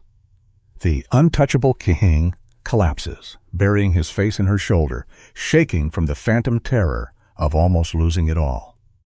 Lena holds him tight, bound by their shared tragedy, knowing they both wear masks of stone to hide their screaming nerves. Months bleed into a fragile peace. Danny finds his place in their strange home. Lena returns to the hospital, balancing saving lives with loving a killer. They fight bitterly on his dark days, but true resilience is keeping your hands steady when your heart is completely terrified. You and I have finally reached the end of their beautiful twisted road. Underneath the violence, a quiet rhythm takes root. There are slow mornings drinking coffee in silence, and nights wrapped in tangled sheets, whispering secrets in the dark. A year passes, and Dante looks at her, the harshness gone from his face. He admits his great crime. His master plan to trap her only ended up saving his own life. She became the sun in his cold sky, accidentally curing a lifetime of bitter isolation. Lena smiles softly, reaching out to trace his jaw. Neither of them ever knew what they were actually looking for. We spend our lives building massive iron walls to keep the pain out, only to realize we are desperate to be saved by the exact human weakness we tried so hard to outrun. Picture the ballroom of the Meridian Hotel, bathed in the amber glow of weeping chandeliers. You and I are watching the final tragic act unfold. Dante stages this second wedding like a master director, painting their cold transaction as pure destiny. Surrounded by silent men in sharp suits, validating the delusion, he murmurs vows about choosing her every single day. His control is wrapped entirely in the velvet of devotion. Lena's shoulders tremble. Tears spill over her cheeks as she surrenders the last fragment of her soul, declaring her love. She steps willingly into the cage and locks the door herself. It leaves us with a devastating truth. The most unbreakable prisons are never made of iron, but of the desperate emotional bargains we strike with the very hands that hold us down. The camera lingers as Lena whispers her surrender. I choose you, the words hang in the heavy air, an echo of a broken mind reshaping trauma into romance. Their lips meet in the dim light, sealing a psychological grave she mistakes for a honeymoon suite. Through the lens of this tragedy, her brother Danny fades into the background, the last anchor to her old life slipping into the fog. Dante sits in his wheelchair, no longer a broken man but a shadow king ruling from a dark leather throne. His empire is secure, but his greatest conquest is the woman kneeling before him. The lesson here is as old as time. We will desperately swallow a beautiful, comforting lie when staring at the ugly truth threatens to completely break our fragile hearts. Look at how the shadows stretch across the marble floor. Lena has grown used to the terrifying hum of violence vibrating in the walls. To survive sleeping beside a predator, she convinces herself that fleeting moments of warmth outshine the constant fear. 3 years later, she finds Dante staring out the massive windows into the cold moonlight. His voice drops to a whisper as he brings up Marcus Chen, the dead man whose blood paved the way for their union. He fakes a moment of vulnerability, questioning if the ghost would bless their love, using a corpse to fertilize their romance. It reveals a chilling lesson about human nature. The most dangerous people do not just control your present. They rewrite your past traumas until you are simply too exhausted to ever walk away. He pulls her down onto his lap, a slow movement that reinforces who owns the room. His hands are gentle, but the grip is iron. He whispers against her neck that real trust cannot live on paper contracts, only in choosing each other day by day. It is a horrifying pivot. He burns the very cage that trapped her, knowing he has already built a stronger one inside her head. Lena smiles, her eyes eager, entirely blind to the tragedy of her own making. She truly thinks she is free. This paints a vivid picture of the human condition and offers a very hard lesson. When a person is stripped of their power, they will often decorate their own chains and call it an awakening, just to avoid the crushing reality of being helpless.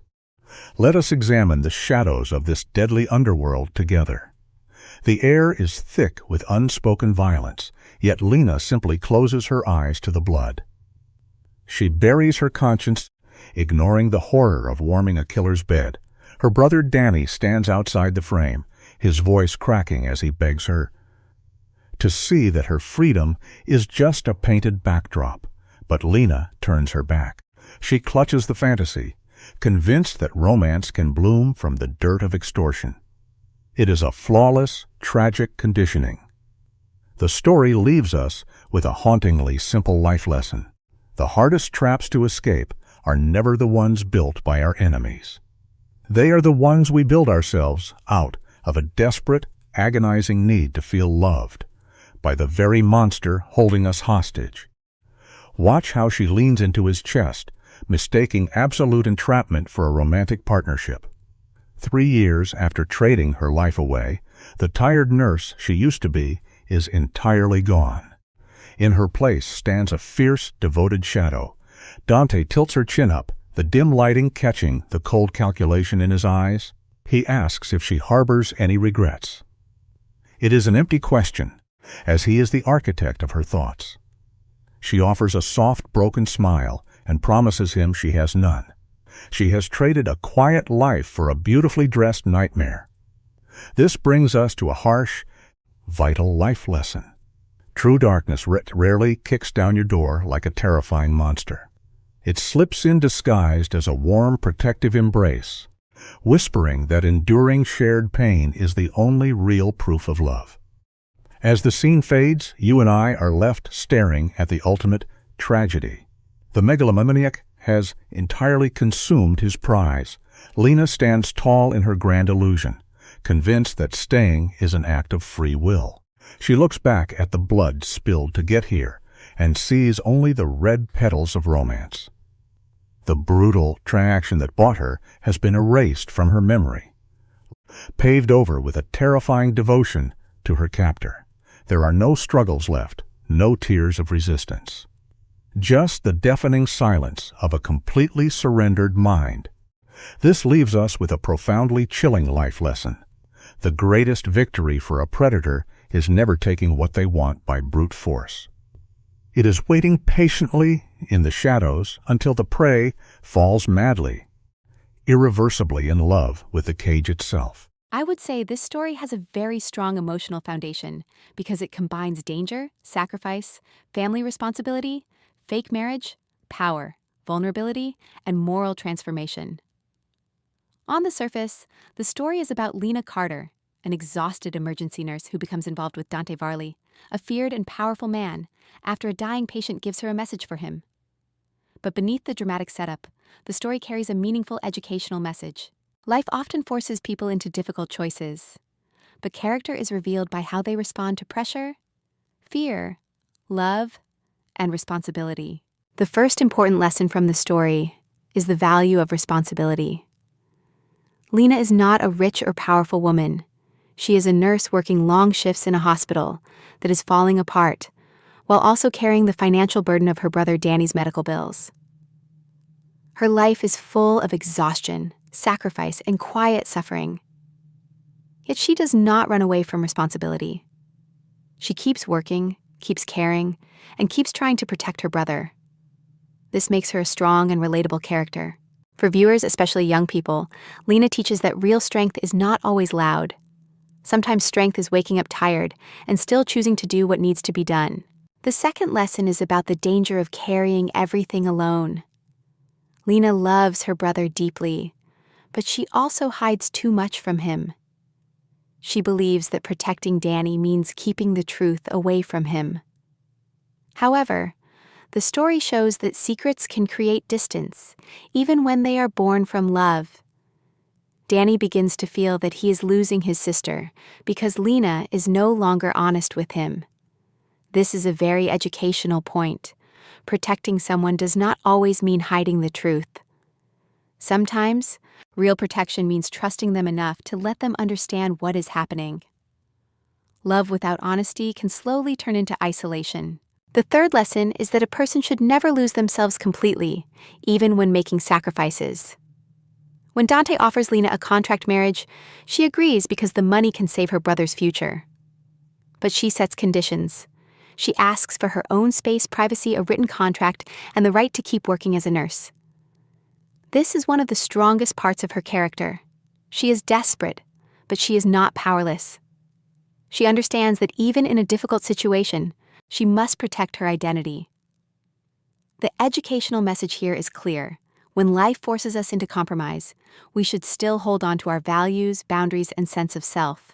The fourth lesson is about the difference between power and humanity. Dante Varley is feared by many people. His name creates silence in rooms. He has influence, money, and authority. But the story slowly reveals that power does not protect a person from loneliness, pain, or fear. Dante is physically injured, emotionally guarded, and surrounded by people who measure loyalty through usefulness. His wheelchair becomes a powerful symbol. It does not make him weak, but it forces him to face vulnerability in a world that punishes weakness.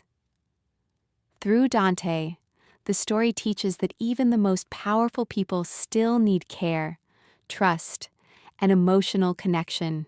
The fifth lesson is that vulnerability is not weakness. At first, Dante hides his pain and refuses help. He snaps at Lena when she notices he is hurting. This reflects a common problem in real life. Many people believe they must appear strong all the time, especially leaders, parents, or people carrying heavy responsibilities. But Lena, as a nurse, understands that ignoring pain does not make someone stronger. It only causes more damage. Her care teaches Dante that accepting help is not defeat. This is a meaningful message for viewers. Being strong does not mean pretending nothing hurts. Being strong means having the courage to face pain honestly. Another important lesson is that relationships built on performance cannot survive without truth. Lena and Dante begin their marriage as a contract. They appear together at public events to create an image of stability. At first, everything is a performance: the smiles, the hand-holding, the public affection. But over time, the performance becomes complicated because real emotions begin to grow. This creates one of the main emotional conflicts of the story. The lesson here is that appearances can open doors, but only truth can build trust. A relationship cannot become meaningful if both people keep hiding behind roles. From a YouTube content perspective, this story works very well because it has a strong opening hook. A dying man grabs Lena's wrist and gives her a dangerous message. This immediately creates mystery and tension. The audience wants to know who Dante Varley is, why the contract matters, and how Lena will become involved. The story also has a strong emotional engine. Lena is not chasing luxury or romance. She is trying to save her brother. That motivation makes viewers sympathize with her quickly. Her situation feels morally complicated, which keeps the audience engaged. Dante is also a compelling character because he is not only dangerous, he is layered. He has power, but he also has pain. He is feared, but he is lonely. He controls others, but he struggles to control his own vulnerability. This contrast makes him interesting. However, from an educational angle, a YouTube narrator should be careful not to romanticize control, intimidation, or dangerous power. the meaningful part of Dante's character is not that he is feared. The meaningful part is that he slowly learns to accept care, honesty, and emotional responsibility. The story also teaches that love should be a choice, not a cage. Lena originally enters Dante's life because of a contract. But as time passes, she must ask herself whether she is staying because she is obligated, afraid, grateful, or because she truly chooses him. This is a powerful educational theme. In real relationships, love should never be based only on debt, pressure, or dependence. True love begins when both people have the freedom to choose each other honestly. Another strong message is that healing requires mutual effort. Lena helps Dante face his pain, but Dante also helps Lena see that she cannot carry every burden alone. He encourages her to be honest with Danny. He sees the emotional cost of her sacrifices. Their relationship becomes meaningful not because one person saves the other, but because both of them challenge each other to grow. This is an important lesson for healthy relationships. Love is not about fixing someone completely. It is about helping each other become more truthful, responsible, and whole. In conclusion, the story of Lena and Dante is meaningful because it shows that life's hardest choices often reveal our deepest values. Lena teaches us about loyalty, courage, boundaries, and compassion. Dante teaches us that power without vulnerability becomes a prison. Their story reminds viewers that love is not proven through appearances, contracts, or public performance. It is proven through honesty, care, sacrifice, and the courage to choose each other freely. For an educational YouTube video, the final message could be, do not let hardship make you lose yourself. Do not confuse fear with respect. Do not hide the truth in the name of love. And most importantly, remember that even in the darkest situations, people can still choose honesty, healing, and humanity.